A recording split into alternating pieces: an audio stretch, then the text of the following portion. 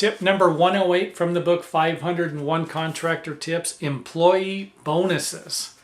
Now, this is something that you can or cannot use. It's up to you. I have used it quite effectively because everybody wants to make more money. Let's face it. If you hire an employee and you want to get more work out of them, offer them an incentive of some sort. In the video, I used windows for an example and piecework, independent contractors.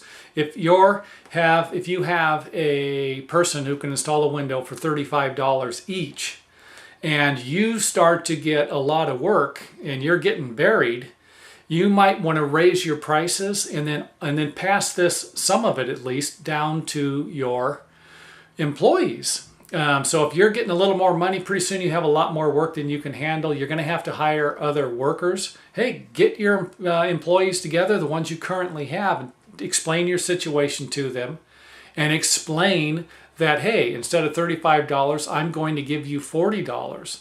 But we need to start cranking out more windows. You need to start maybe working on Saturdays, offer them, working a little more time, overtime kind of a thing, something that will give them the incentive to make more money. You're not just going to get them to work by, hey, I'm behind.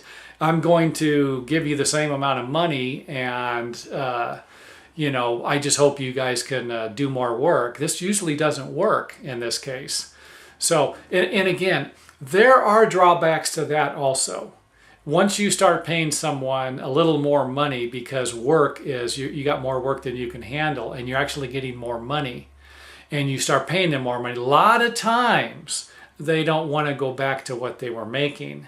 So this could be a problem in the future also. So be careful with the bonuses and the incentives.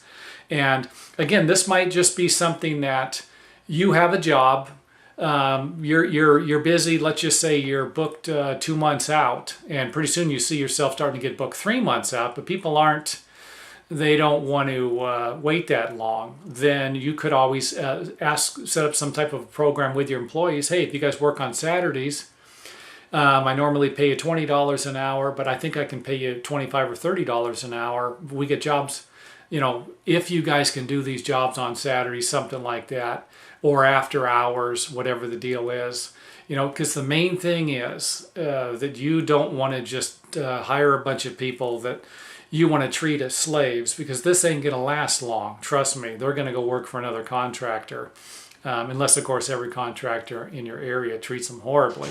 So bonuses to me are great ways to motivate your employees and ways for you to make more money, but try to figure out what's going to work and not create problems for you in the future. Like I said, there are sometimes where these incentives really work great and sometimes they won't.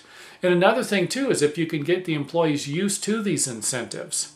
You need a job, someone needs a job, they don't want to wait 3 months, they're willing to pay a little more money.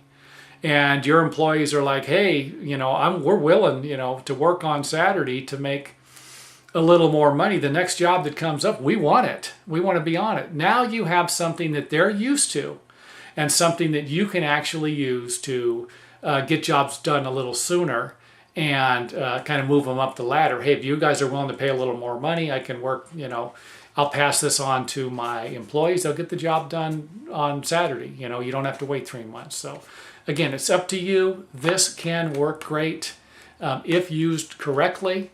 But how that actually all comes about will take a little bit of thinking on your behalf. And it might take a little bit of trial and error. You might have to pay attention to what works and what doesn't work. And, keep track of what's working, what isn't working. And then a few short period of time, hopefully, you'll figure it out.